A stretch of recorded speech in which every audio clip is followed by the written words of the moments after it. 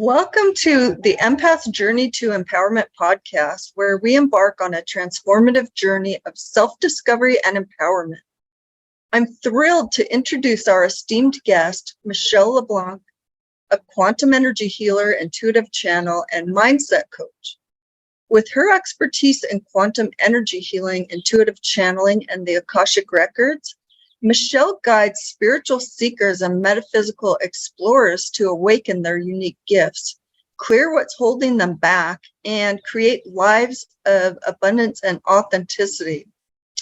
Join us today as we dive deep into the realms of the Akashic records and quantum healing and unlock the keys to empower ourselves as empaths and highly sensitive people.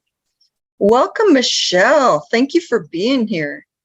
Thank you for having me, Susan. I'm honored. Yeah, I'm so excited to have this conversation with you. Me too. Yeah, so how can spiritual seekers identify the energetic, emotional, and or subconscious blocks that are hindering them from thriving? Well, believe it or not, your energetic blocks and your emotional blocks can be as easy as just asking your body to show you where they are. You know, you can just, hey, body, where am I holding trapped energy? Hey, body, where am I holding trapped emotions? Believe it or not, it's as simple as that. Now, not everyone is really grounded in their bodies. And, you know, a lot of us reside up here in our heads. But if you can make a daily practice of just trying to feel your energy encompassing your entire physical body, and then start asking your body to show you what needs to be cleared, it will tell you, you know, it will, you'll feel a sensation, or you'll, excuse me, you'll get that intuitive nudge. Oh, it's in my shoulder, or oh, it's in my neck, or oh, it's wherever. And then, you know, our minds are very powerful. And our intention and what we focus upon are also very powerful. So if you find that you're holding something like in your throat, you know, you can have the intention of, I'm pulling it out. And if it helps, you can literally just like, almost like a magician pulling out one of those ribbons out of his sleeve. Just, you know, I'm pulling out the energy, and then, you know, and do a couple of snaps and claps and it's gone. Same thing with an emotion. Yeah, that's so true. Now, the subconscious blocks that we have, those are a little bit deeper because most of those were formed when we were young. You know, a lot of subconscious limiting beliefs and blocks are formed before the age of 7 years old. So for that, journaling is very helpful. And often, you know, this terminology you hear a lot in this community is follow the trigger. You know, what triggers you and what gives you that big emotional overreaction is often something that needs to be healed. So, you know, you can do that, follow the trigger. You can think back to those early childhood memories. And like, let's say you're struggling with manifesting more money, or manifesting, you know, a soulmate or whatever. That's something that seems to occur over and over and over in your life. There's like a recurring theme. Chances are there's a subconscious block there, or a past life block. But right now we're just talking about subconscious blocks.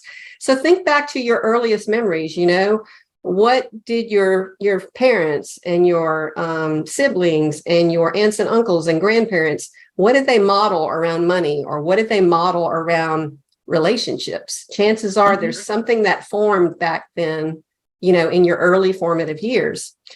As far as releasing those blocks, emotional freedom technique tapping is fabulous for releasing subconscious blocks and beliefs. So is either hypnosis or self-hypnosis. You know, and self-hypnosis is a lot easier than people think it is. Oh, it is. Yeah, for sure. Yeah. So yeah, hypnosis and EFT, you know, emotional freedom technique, or tapping, those are interchangeable. Those are great techniques for your subconscious limiting beliefs and blocks. Yeah, I agree with that. Yeah. And sometimes I will combine EFT with Ho'oponopono, for example. Oh yeah, that's a good one too. Yeah, because you're practicing forgiveness at the same time. Yeah, And often we need to forgive ourselves. very often. People forget that. Yeah. They We're forget often the ones that get in our own way. that. That's so true. Yeah, but EFT is a very powerful technique, and yeah, and it's so easy if you just focus on it and follow it. So, well, you have to do it properly. You can't just go through the motions. Right, right. You have And to do it properly. yeah, and I find that if you get really animated when you do it, like, if you're in one of those rants when you're tapping, if you can just like, and I'm this and I'm feeling that, and just, like you're just complaining to your best friend and your friend is just being that sounding board, and you can just get as animated and as emotional as you tap. That really, really helps to rewire the way your body reacts to that specific thought or memory. Because, Yeah. What's happening is when you're having a stressful memory or a stressful thought, it's all intertwined with our physiology. The thought triggers the emotion, which triggers the hormones, which triggers the biofeedback, which triggers a whole host of physiological processes. So if you can train your mind to, when you think of that stressful thing, to not just, react like that, and just to be calm, then it sends your mind a message that it's okay and there's no fear. And then, attracting that mate or attracting that money becomes so much easier because there's a calmness there, and there's a soothing energy there, and your vibration can just blossom like it's supposed to be. Yeah, that's so true, because you're not in fight or flight. Yeah, exactly. that calmness is key. That's a really powerful statement you just made there. Yeah, because the stress is what really throws a lot of blocks in your way. Oh yeah. Just that fear, doubt, and that lower vibrational energy that's connected to it. And so if you can stay calm, that eliminates a lot of that. Absolutely. You're not in fight or flight. Yeah, that's really great. Love that. And EFT, I like doing it. I really enjoy it. Yeah, it felt a little strange the first few times I did it, but then when you start to see how quick you start to get results and how easy it is, it's like, why not do it? So what if it feels silly? Yeah, I had that kind of experience too when I first started doing it. It's like, how is this going to work? And what's going like this going to do? Yeah. Especially this one. Yeah. Where you look like a little monkey. Yeah, exactly. And then you're tapping your head and you're going like this, and it's like, what are you doing? Yeah. But it works. It really does. I mean, it just seems so simple and too simplistic to ever work, but it's so powerful. Yeah. And it takes your mind off of whatever it is you're stressed by, partly by the motions that you're doing, but just shifts it quickly. Yeah, that's really great. So can you share some examples of mindset shifts or affirmations that have proven effective for empaths, HSPs, and spiritual seekers in creating a life of abundance and authenticity? Well, I have a great little reframe that I like to use with affirmations, because as you know, when you're saying these affirmations, especially if what you're affirming is seemingly a little bit out of your reach, often what happens when you say an affirmation, your mind immediately claps back and says, that's not true. That'll never happen for you. Who are you to think that, you can create that? It's just almost immediate, that little negative Nelly in your head. So I like to reframe them. Instead of saying something like, I always have more than enough money, which, that's a popular affirmation for money. Yeah. Say, I'm in the process of believing I always have enough money, or I'm learning to believe that I always have enough money. Or what I like even more than those two is changing it into a question. Yes. Ask how or why, it forces your mind to go out and search for evidence of that statement. So if you say, how do I always have more than enough money? Or why do I always have more than enough money? Your little mind and your little subconscious just goes to work. Yeah. And that is powerful. I do that too. And you'll start getting evidence of, oh yeah, there's that extra, $50. And oh, I didn't know I was going to get that rebate check. Or, oh, my friend invited me to this fabulous dinner, or, whatever. You'll start seeing the evidence of you always have more than enough money. Yeah, that's so true. Yeah, I like the form of a question a lot. So how, why, those are two of the most powerful ones that I've used. But yeah, I do ask questions of my subconscious a lot.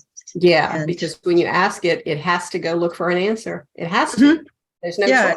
It has to solve the problem. Yeah, exactly. That's what our minds do. And another thing I like to do, if you catch yourself having a not so supportive thought, or you catch yourself saying a not so supportive statement, is immediately say something like, I destroy and uncreate that. Yes, I delete it and uncreate it. Yeah, all the time. Delete and uncreate, destroy and uncreate, whatever. Make it your own, just something to that, nature, like, oh, I caught myself. And it's like a quick, just, it's like a pattern interrupt. It's like your mind is going down that negative Nelly path, and boom, you just interrupt it. And it just, it keeps those neural pathways from getting deeper and deeper and deeper until you can rewire your brain and form, better and more supportive ones. So it's like a great little in between while you're forming better neural grooves and neural connections. Yeah, that's a really powerful clearing statement I use a lot whenever something pops in my head that I know isn't the truth, like, or a negative thought or anything like that. I automatically, as soon as I notice it, delete, uncreate, and destroy that, whatever it is. Take the story out of it, because it's a story. It's not the real truth. And if you're not sure if it's the truth or a story, just ask yourself, what if the opposite is true? Yeah. Or is this the truth? And if you're not sure, what if the opposite is true? Yeah. Or what if I didn't believe this? What is possible? Yeah. And that will also start to shift it, because your mind is working on how, what would that be? Again. And often you can drop that limiting belief really quickly just by asking that question. Absolutely. Yeah, that's really powerful. But I like those clearing statements when a negative thought pops up, or some repeating pattern that is not for your highest good. That when you delete it and uncreate it, or whatever words you want to say, it'll interrupt that pattern and then start working on something else. Yeah, Control Alt Delete is another good one. Oh, I like that too. Yeah. Or just backspace and erase. Backspace and erase. Love it. Yeah, there's so many out there, Yeah. It's just, you just find what resonates with you or your clients if you're using it with clients. Yeah. But it does work. It's really powerful, and it's quick. Oh yeah. Super. Yeah, that's great. Love it. And then how can empaths and HSPs establish and maintain healthy energetic boundaries to protect their energy and well-being? Well, a lot of people use shielding. I personally don't care for shielding, although it does work for a lot of people. I prefer to imagine my energy just more like if you could actually see energy, but like just I imagine the vibrations just getting faster and faster and faster and rising up around me. Almost the way like if you watch a pot of water start to simmer and then boil, all the little bubbles start doing this and they're getting faster and faster and then start rising. I imagine my energy doing that. So it's not so much a shield. It's more of like, it's not compatible with anything at a lower vibration. So nothing lower than my high vibration it's just not compatible. It just won't show up in my world, you know? Right. Because it's not a match. It can't resonate. Right. Yeah. Right. And then other than that, just typical, grounding meditations. And I like to do a meditation of just expanding my energy, like imagining my energy, not only rising and the vibration getting higher, but also like getting bigger and wider and filling up this whole room and filling up this whole house and filling up this whole city and filling, just keep getting bigger, like expanding, just my presence getting bigger while being grounded into the earth and also accelerating up to my source point. So just in all directions. Yeah, I do that every morning when I wake up. A form of that. Yeah. I call in the light and expand my energy that way. But it's the same basic premise. Yeah. But it makes all the difference in the world, because if your energy is bigger than anything around you, then you're not going to be affected by it like you would if your energy is really close in and tight. Yeah. Because I know, I just had this conversation yesterday too. When we feel like we're in total overwhelm, we as empaths and HSPs, we tend to draw our energy in thinking it's, we want it close, thinking it's protecting us, when in reality we need to expand it, like you just said. Because then you have a buffer all the way around you and your energy is bigger than anything coming at you. Yeah. And what helps some people who, I'm pretty visual and, my imagination is kind of silly, but, some people when they're first starting out have a little difficulty. And if that's the case, try a color, imagine purple or imagine pink or imagine red or, a rainbow, whatever, because you can see a color getting bigger. Right. In some weird imaginary energy, just imagine you're like a balloon and you're just expanding and it's a color and you see that color, I find that some people, that's a little helpful when they're first getting started, because, if you're new to all this and you're just finding out that you're empathic and, you're very highly sensitive, it's overwhelming to begin with, just to find all this out. And then you have to protect yourself. But then, if you're not like used to, or you have a daily routine of this, it just seems kind of strange. So I find colors help. Colors help a lot, actually. I love that idea. I love that idea. And do you think it matters what the color is? I think it matters if it matters to the person. If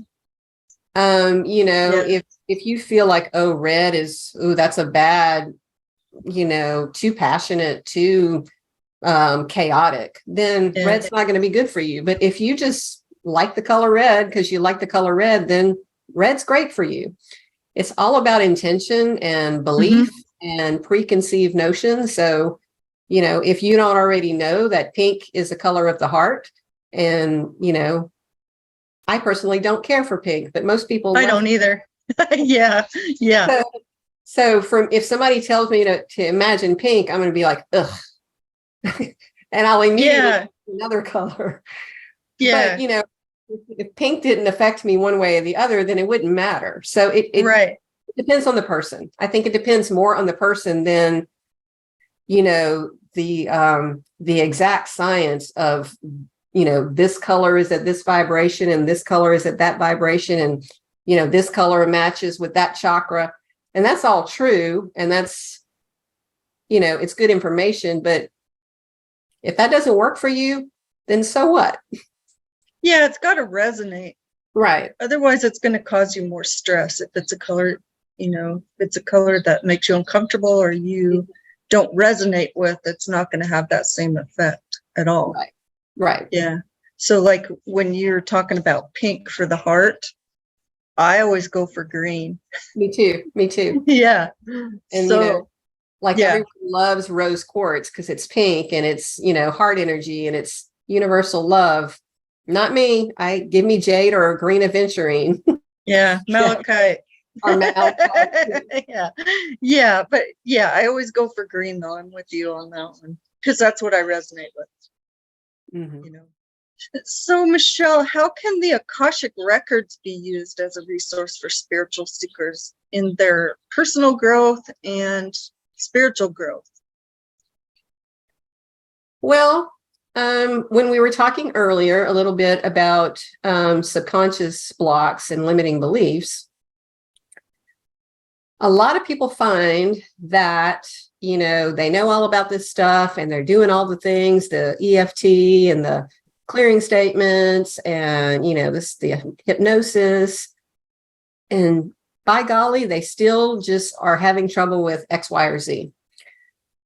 Oftentimes, there's something in your past life or one of your past lives that you've been carrying from lifetime to lifetime to lifetime, including this one, that is blocking you because at some point way back when you made what's called a accord and contract with one or more other people or with yourself to do or not do something, and that has carried on from lifetime to lifetime.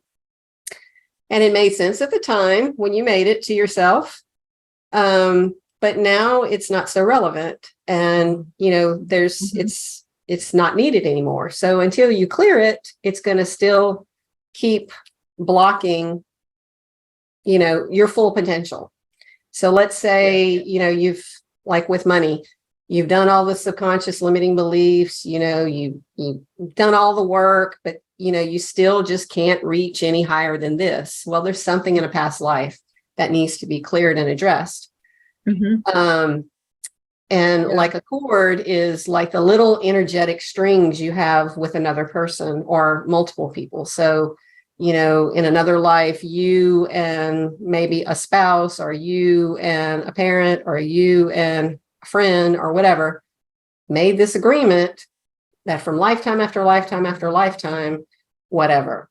And it's just no longer serving you.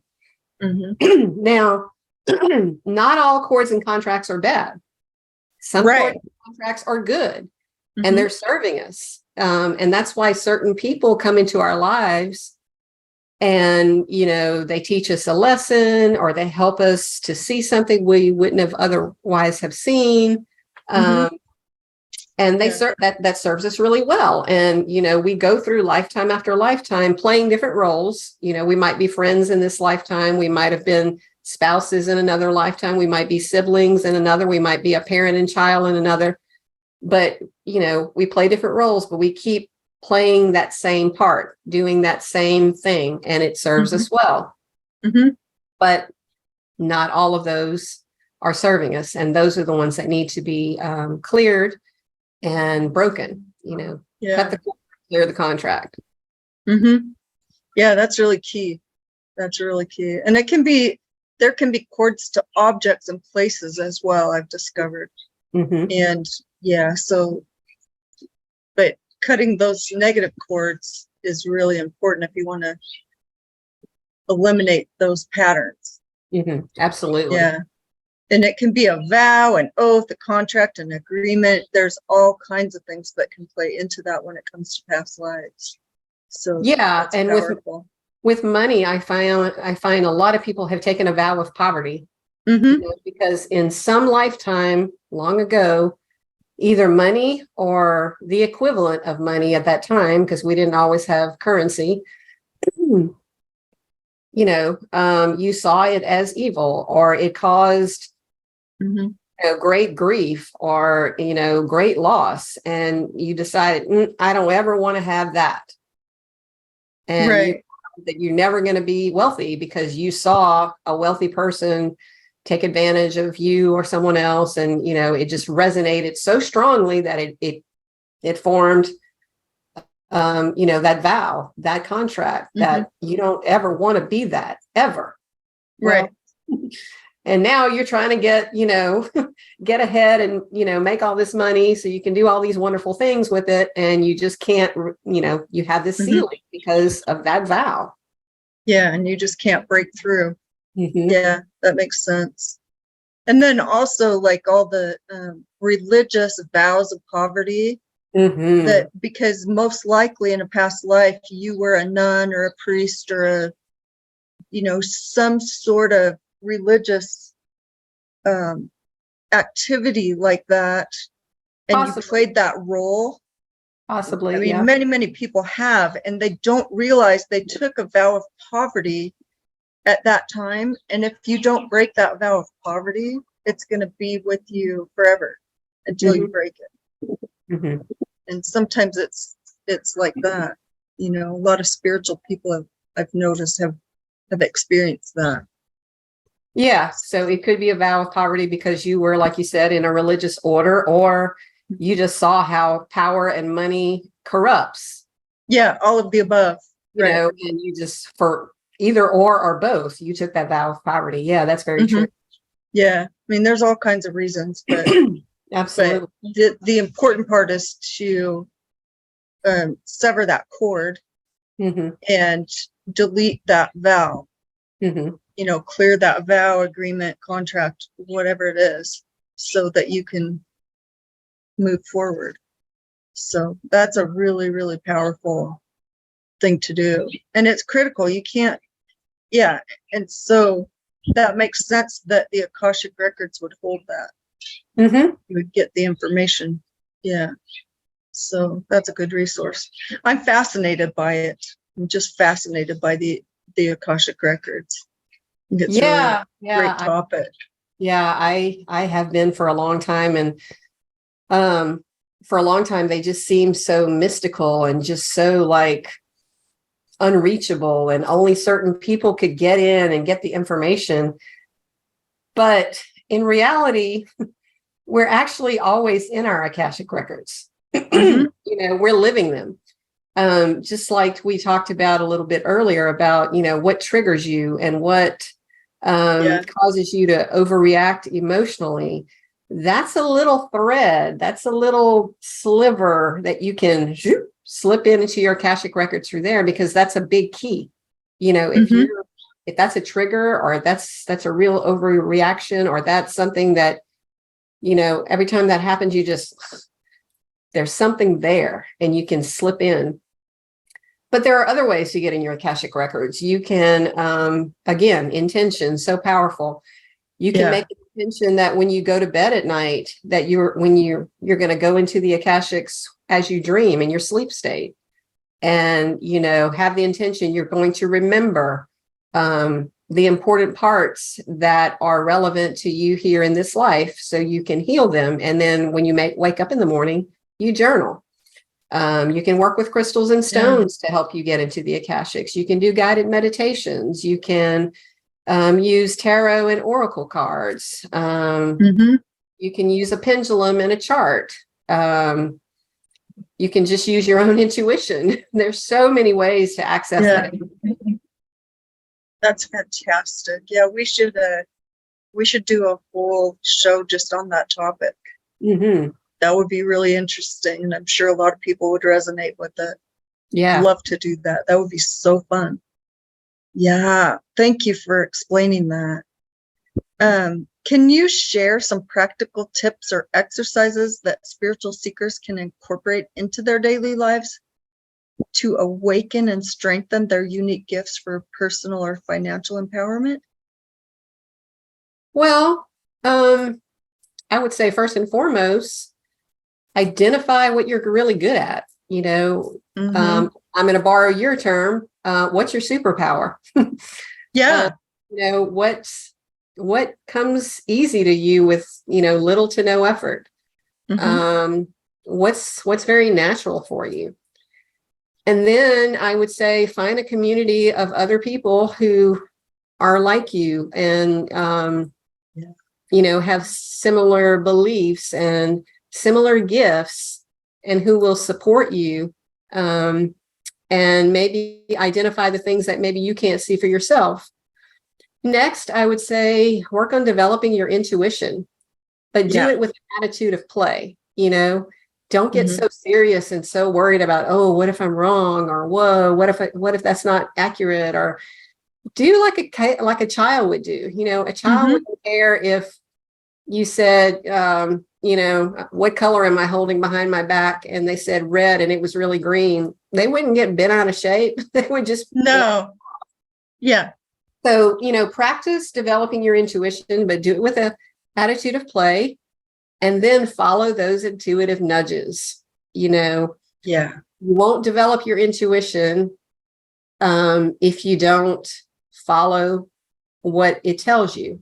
It's like a good friend. If you're constantly going to your friend for advice, but you never follow that friend's advice, that friend's going to get tired of giving you advice because you never follow it.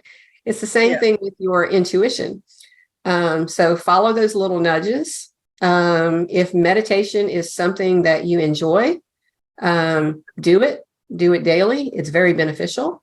But if you hate meditation, or you think you hate meditation, or you think you're, quote, not good at it, find an activity that is meditative. So anything that brings you into the present moment and out of your head is a form of meditation. If you enjoy baking or cooking, that's meditation. If you enjoy gardening, that's meditation. If you enjoy art, painting, drawing, sewing, creating music, all of that is a form of meditation. It is. Yeah. And the benefits are the same, whether you're sitting in Om for an hour like this with your legs crossed, or you're baking, a fabulous pie, the benefits are the same, because you're in an activity where your mind's not just, you're just focused on the here and the now. And, when you're baking, you have the smells, you have the dough that you knead with your hands, it's tactile, all of that is meditation. And then I would say, lastly, develop a practice of some sort of energetic hygiene, develop a practice to, get rid of those energetic blocks, to get rid of those trapped emotions, express your feelings, process and feel those emotions. Don't let them get stuck and stagnated in your body. Yeah, that's a big one. Yeah. That's a big one. Our society has taught us to suppress our feelings and our emotions, so there's a lot of stuck energy that needs to be released. Yeah. It's so critical to release that, just, process it and let it out so that you can heal. And that's a big step right there in the right direction, just clearing that energy. Yeah, I find that's one of the key things.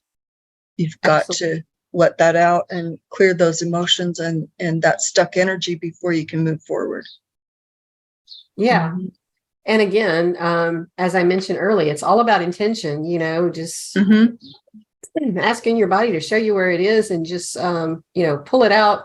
And if that seems a little too, I don't know, strange, then just put on some jamming music and dance around and say, as I dance and move, I'm letting it all go. Whatever is no longer serving me is leaving my body. It can be as simple as that. Yeah. Yeah. And really, that's what it amounts to. Set the intention and then just do something. You can even just stand or lay on the grass and do that. Set the intention and just let it go. Just imagine it going into the earth. It's as simple as that, really. Yeah. Yeah. In the field of quantum energy healing, that's the biggest takeaway. It's as simple as your focus and your intention. You can do so much with your thoughts, your focus, and your intention. Absolutely. Yeah, that's so powerful. Yeah, I love that. I love it. Yeah, thank you so much for that. So do you have any upcoming projects or initiatives that you're excited about? I do actually. At the end of this month, on the 26th, I'm opening my new academy. It's called Align, Heal, Thrive Academy. It's kind of a tongue twister. But basically, it's going to be a whole like spiritual vault of information that will help you align to your soul's mission, align to what you want to create in this life, heal everything that needs to be cleared out that's getting in your way and blocking you so you can thrive and live the life you want. Oh, I love it. Yeah, I'm super excited about that. Yeah, and it's so needed. That is so needed right now. Yeah. So I'm excited about that too. So basically, I'm taking all of the tools we talked about today, plus a gazillion more that we didn't get a chance to talk about today. And, like giving the information of what it is, but also how to implement it and, work it into our everyday 3D human life. So some of these concepts and ideas and tools and modalities, they're great to learn about. They're very interesting, but then you're like, now what do I do with that? Exactly. Yeah. How do I integrate that? How do I implement that? Yeah, that's exactly right. I've experienced that many times. Yeah. Yeah. So we'll talk about clearing those emotional blocks and those energy blocks and those limiting beliefs and, how do you do EFT and, how do you do it for this and how do you do it for that? And, let's develop your intuition and let's show you how to get into your Akashic records. And I'm going to have ongoing healing sessions that, if you figure out what's going on, we can just heal it. I'll do like a group session, and go through the steps, how do you sever that cord? How do you clear that, that contract? How do you, do all that? Yeah. All the things we talked about today and a whole lot more. That's exciting. Yeah, that's going to benefit a lot of people. Yeah, I'm very really exciting. Yeah. So how can people get in touch with you? Well, I have my website up here, healwithmichelle.com.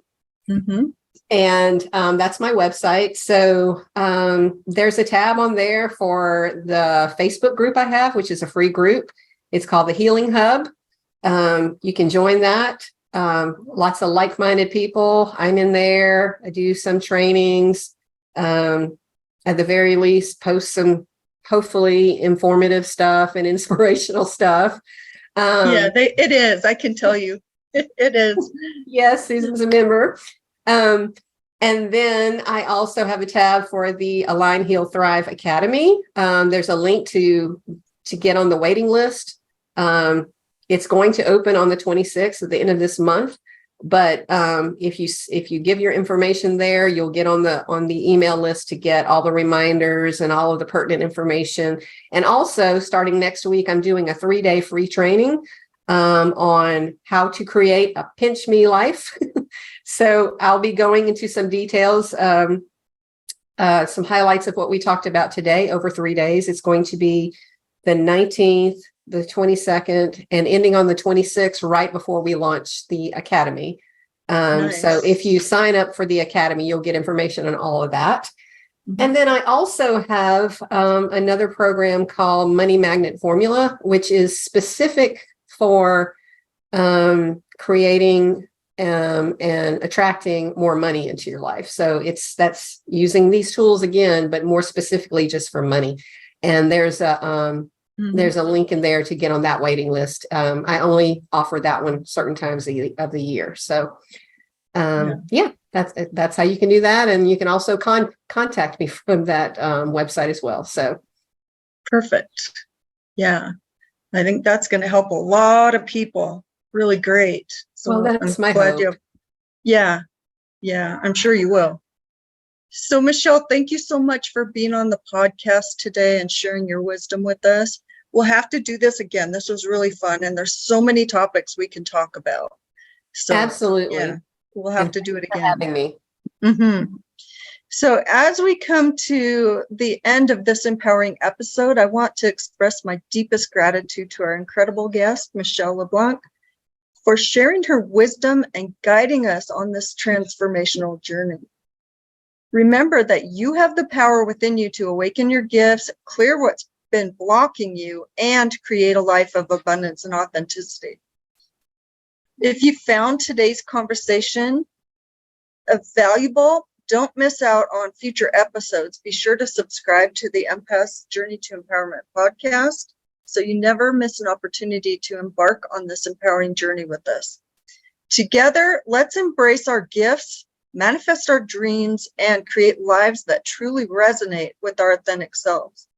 We'll see you in the next episode, and thank you so much, Michelle. It was really fun. And I'll see you again Susan. soon.